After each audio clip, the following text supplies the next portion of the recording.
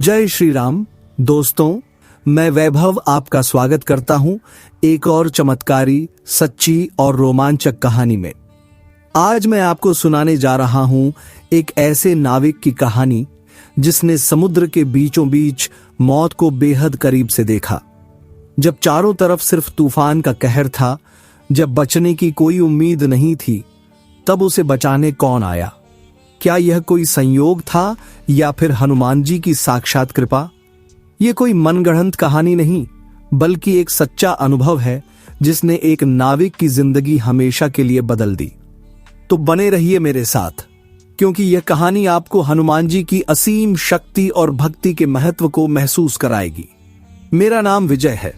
पेशे से मैं एक नाविक हूं। पिछले 15 सालों से समुद्र की लहरों से खेलता आ रहा हूं। तूफानों को चीरकर अपनी नाव को किनारे तक पहुंचाना मेरे लिए कोई नई बात नहीं थी, लेकिन उस दिन जो हुआ उसे मैं कभी नहीं भूल सकता। वो सिर्फ एक तूफान नहीं था, वो मेरा अंत भी हो सकता था अगर हनुमान जी मेरे साथ ना होते। मैं आपको अपनी कहानी शुरू से बताता हूं ताकि आप समझ सकें कि उस दिन मैंने क्या महसूस किया था। प्रस्थान से पहले मेरी रोज की आदत। उस दिन मैं हमेशा की तरह अपनी नाव लेकर समुद्र की ओर निकलने वाला था, लेकिन उससे पहले मेरी एक आदत थी, हनुमान जी के मंदिर जाना। मैं रोज सुबह मंदिर जाता था, हनुमान जी के सामने दीपक जलाता और उनसे अपनी सुरक्षा की प्रार्थना करता।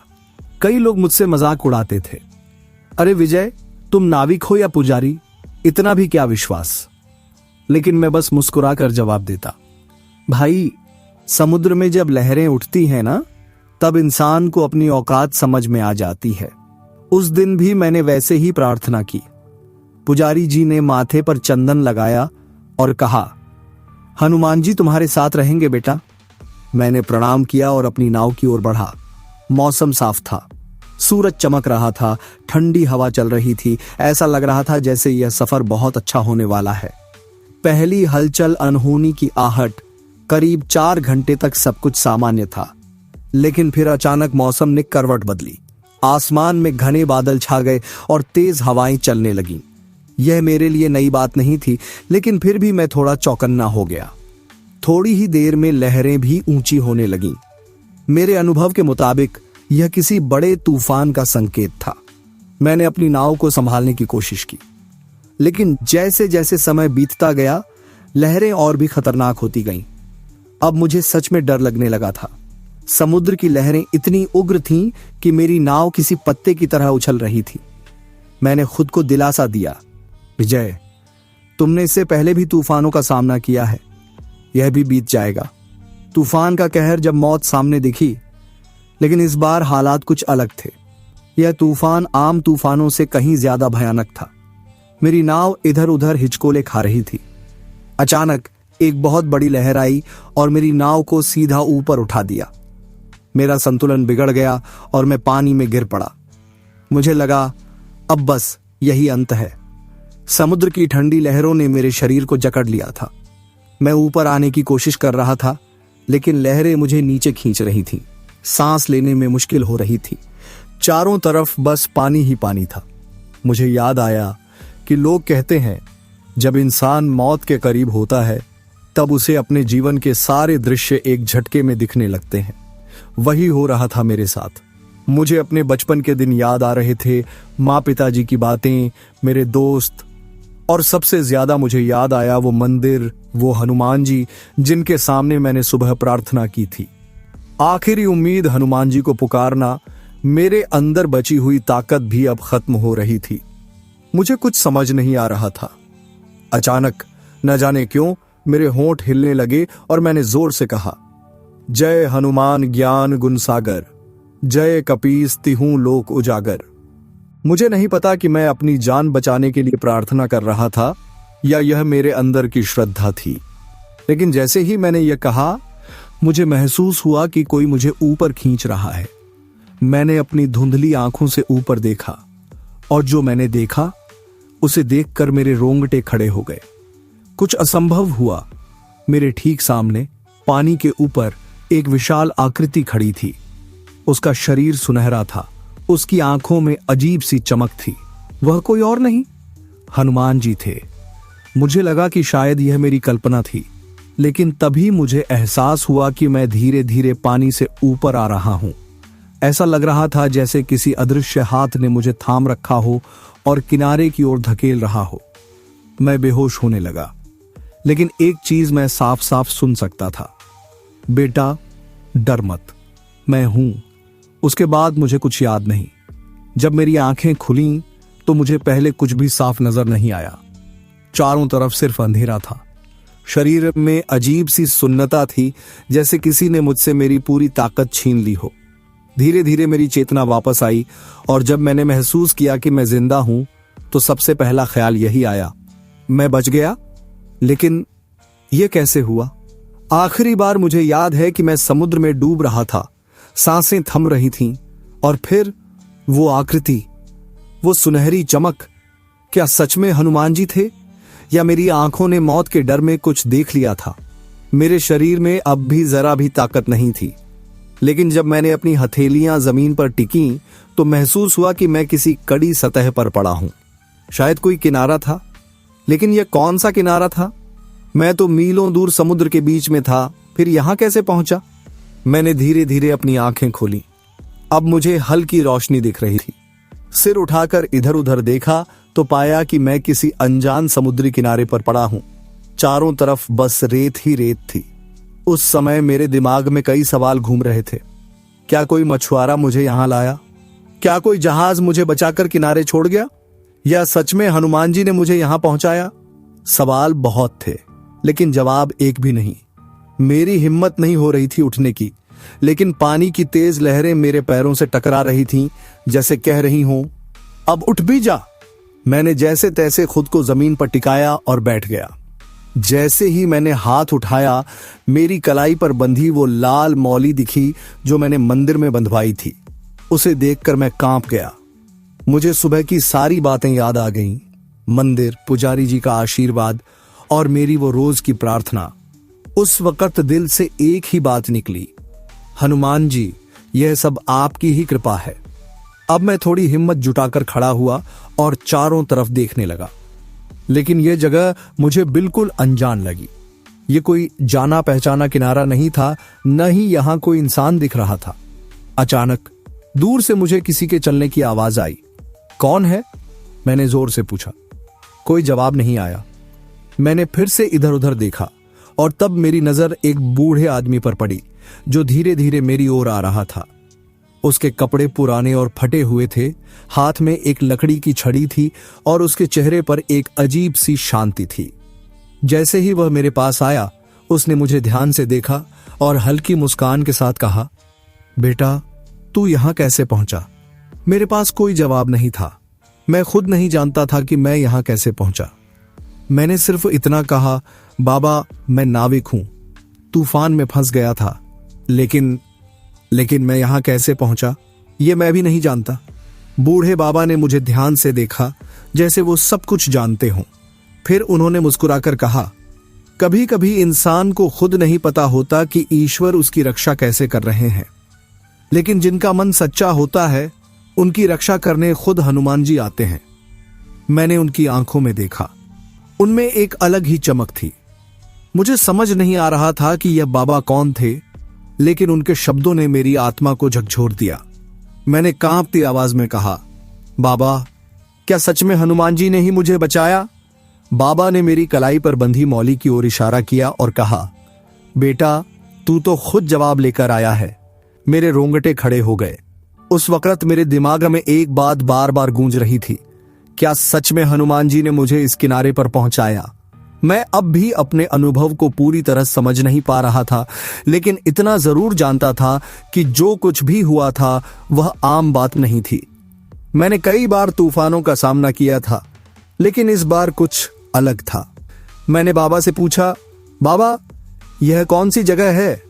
उन्होंने हंसते हुए कहा, यह वही जगह है जहां तू बचाया गया।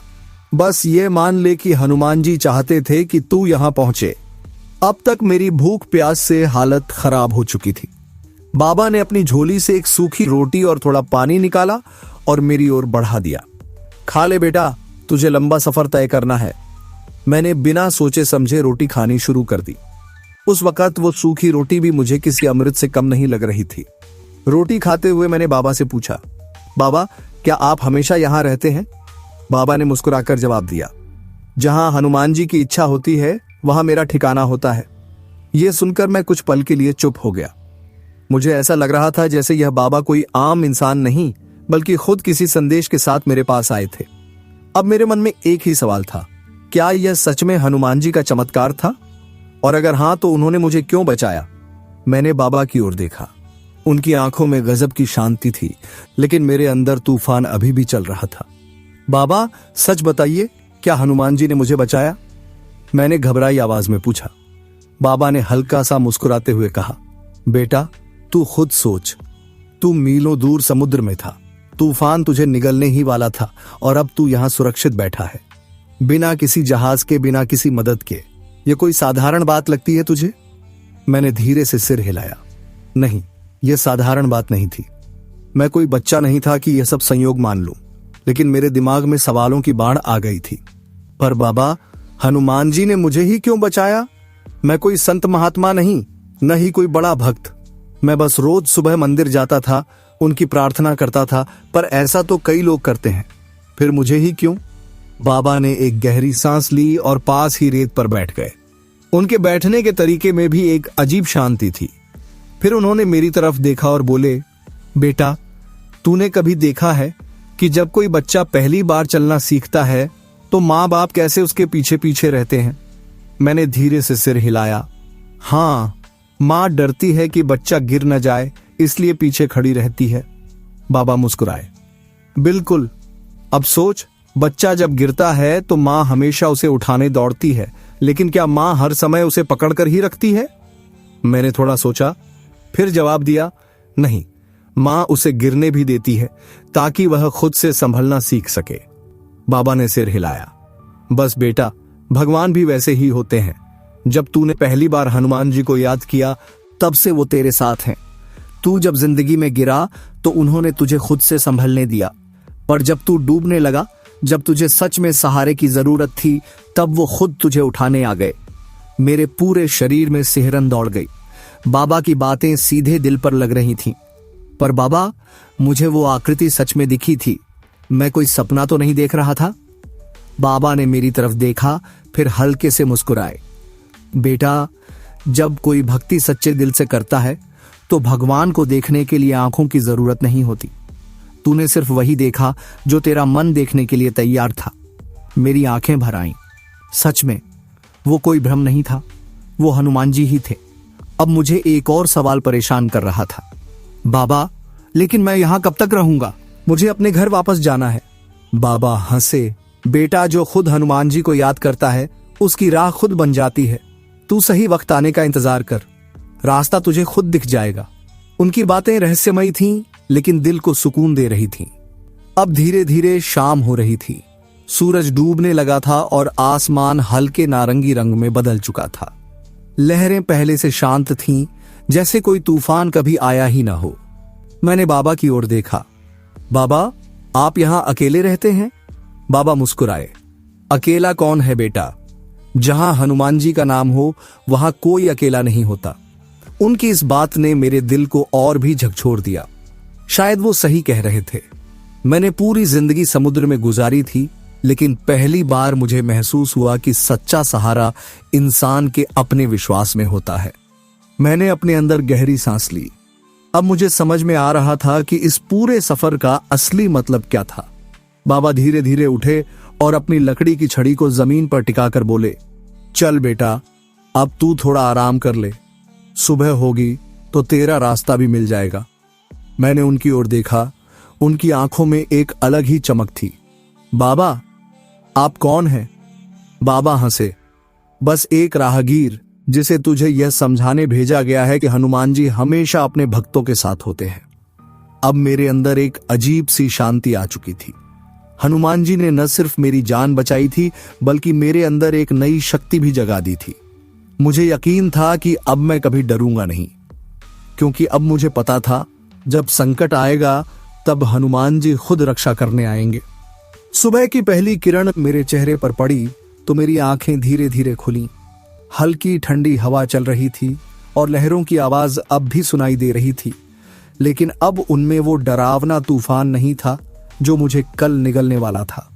मैंने थोड़ा इधर उधर देखा, बाबा कहीं नहीं थे। मैंने खुद को संभाला और धीरे से खड़ा हुआ। शरीर में अब भी कमजोरी थी, लेकिन मन में एक अजीब सी ताकत महसूस हो रही थी। रात की सारी बातें याद आ गईं, बाबा की बातें, उनका रहस्यमयी जवाब और सबसे बड़ा सवाल, अब मैं कहां जाऊं? मैंने किनारे पर कुछ दूर तक चलना शुरू किया। सुबह की ठंडी रेत मेरे पैरों के नीचे महसूस हो रही थी और हल्की हल्की धूप मेरी पीठ पर पड़ रही थी। कुछ दूर जाने के बाद मुझे एक कच्ची पगडंडी दिखाई दी जो रेत के टीलों के बीच से होते हुए जंगल की ओर जा रही थी। मैं कुछ देर वहीं खड़ा रहा, सोचते हुए कि क्या करूं, लेकिन तभी मेरे दिमाग में बाबा की आवाज गूंजी, जो खुद हनुमान जी को याद करता है उसकी राह खुद बन जाती है। मेरे कदम खुद ब खुद उस पगडंडी की ओर बढ़ गए। कुछ दूर चलने के बाद मुझे दूर से एक छोटी सी बस्ती दिखाई दी। कुछ लोग नजर आ रहे थे जो अपने अपने काम में व्यस्त थे। मैंने सोचा कि शायद यहाँ कोई मुझे पहचान ले या मेरी कोई मदद कर सके। जैसे ही मैं बस्ती के पास पहुंचा, एक अधेड़ उम्र का आदमी मुझे घूरने लगा। शायद मेरी हालत देखकर उसे अजीब लग रहा था। फटे हुए कपड़े, बिखरे हुए बाल और सूखा हुआ चेहरा। ओ भैया, तू कौन है? कहां से आया? उसने जोर से पूछा। मैं उसके पास जाकर बोला, भाई साहब, मैं एक नाविक हूं। मेरा जहाज तूफान में फंस गया था। मैं जिंदा बच गया, लेकिन पता नहीं यह कौन सी जगह है। उस आदमी ने मेरी बात ध्यान से सुनी, फिर सिर हिलाया। तू तो बहुत दूर निकल आया भाई। ये गांव तटीय इलाकों से थोड़ा हटकर है। तू अगर नाविक है तो तेरा ठिकाना यहां से मीलों दूर होगा। अब मुझे एहसास हुआ कि मैं सच में बहुत दूर आ गया था। क्या यहां से कोई जहाज नाव मिल सकती है? मैंने उम्मीद भरी आवाज में पूछा। आदमी ने सोचा, फिर बोला, आज तो कोई नाव नहीं जाएगी, लेकिन कल सुबह कुछ मछुआरे समुद्र की ओर जाएंगे। तू चाहे तो उनके साथ जा सकता है। मुझे थोड़ी राहत मिली। कम से कम अब मुझे अपने घर लौटने की उम्मीद दिख रही थी। फिर उसने मुझसे पूछा, पर भाई तू बचा कैसे? तूफान इतना भयानक था कि कई जहाजों का नाम और निशान तक नहीं बचा। अब मैंने उसे सब कुछ बताना शुरू किया। कैसे तूफान आया, कैसे मैं डूबने वाला था, और फिर वो सुनहरी आकृति जिसने मुझे बचाया। जब मैंने यह बताया कि मुझे लगा कि वह हनुमान जी थे, तो वह आदमी चौंक गया। तू अकेला नहीं है भाई जिसने ऐसा कुछ देखा हो। यहाँ कई लोगों ने बताया है कि जब जब कोई बड़ा संकट आता है, तब तब कोई अदृश्य शक्ति लोगों की रक्षा करती है। मैं चौंक गया। मतलब? उस आदमी ने मुझे पास के एक पुराने मंदिर की ओर इशारा किया जो गांव के एक छोर पर था। यह मंदिर हनुमान जी का है। कहा जाता है कि यह बहुत प्राचीन है और जो भी संकट में होता है उसे यहां आकर शरण लेनी चाहिए। मुझे कुछ समझ नहीं आया, लेकिन दिल में एक अजीब सी खींच महसूस हुई। मैंने बिना कुछ सोचे समझे उस मंदिर की ओर चलना शुरू कर दिया। मंदिर छोटा सा था, लेकिन बहुत ही पवित्र और शांतिपूर्ण माहौल था। अंदर एक पुराना पीपल का पेड़ था और मंदिर के बाहर कुछ छोटे छोटे दिए जल रहे थे। अंदर हनुमान जी की मूर्ति थी जो सिंदूर और फूलों से सजी हुई थी। जैसे ही मैंने मंदिर में कदम रखा, मेरे शरीर में अजीब सी ऊर्जा महसूस हुई। मैं सीधे हनुमान जी की मूर्ति के सामने गया और आंखें बंद कर लीं। उस पल मेरे दिमाग में बाबा की सारी बातें गूंजने लगीं। हनुमान जी हमेशा अपने भक्तों के साथ होते हैं। जब जरूरत होती है तब वह खुद रक्षा करने आते हैं। मेरी आंखों से आंसू बह निकले। हे हनुमान जी, आपने सच में मुझे बचाया। मैं न आपकी भक्ति ठीक से कर पाया, न ही कभी आपके चमत्कारों पर पूरी तरह विश्वास किया, लेकिन फिर भी आपने मुझे डूबने नहीं दिया। मैं मूर्ति के सामने बैठा रहा और मेरे अंदर पहली बार सच्चा विश्वास जागा। अब मुझे सब कुछ साफ दिख रहा था। यह सिर्फ एक तूफान नहीं था, यह हनुमान जी की भक्ति की परीक्षा थी। और उन्होंने यह दिखा दिया कि अगर कोई उन्हें सच्चे दिल से याद करता है तो वह उसे कभी संकट में अकेला नहीं छोड़ते। अब मैं बदल चुका था। हनुमान जी पर मेरा विश्वास पहले से 1000 गुना बढ़ चुका था। अगले दिन मैं उन मछुआरों के साथ समुद्र की ओर गया और कुछ दिनों बाद अपने गांव लौट आया। लेकिन अब मैं पहले जैसा नहीं था। पहले मैं नाविक था जो सिर्फ लहरों का साथी था, लेकिन अब मैं हनुमान जी का भक्त बन चुका था जो हर तूफान में उनकी कृपा को महसूस कर सकता था। और अब जब भी मैं समुद्र में जाता हूं तो हमेशा उनके नाम का जाप करता हूं, क्योंकि अब मुझे यकीन है जब तक हनुमान जी मेरे साथ हैं कोई तूफान मुझे हरा नहीं सकता। तो दोस्तों, यह थी उस नाविक की चमत्कारी कहानी जिसने खुद हनुमान जी की कृपा को अनुभव किया। यह सिर्फ एक कथा नहीं, बल्कि हमें यह सीख देती है कि जब भी हम सच्चे दिल से संकट में भगवान को पुकारते हैं, वह हमारी रक्षा करने अवश्य आते हैं। अगर आपको यह कहानी पसंद आई हो तो वीडियो को लाइक और शेयर करना ना भूलें, ताकि हनुमान जी की महिमा और भी लोगों तक पहुंचे। और ऐसी ही चमत्कारी, सच्ची और प्रेरणादायक कहानियां रोज सुनने के लिए चैनल को सब्सक्राइब करें। हम फिर मिलेंगे एक नई कहानी, एक नए चमत्कार के साथ। तब तक के लिए जय श्री राम।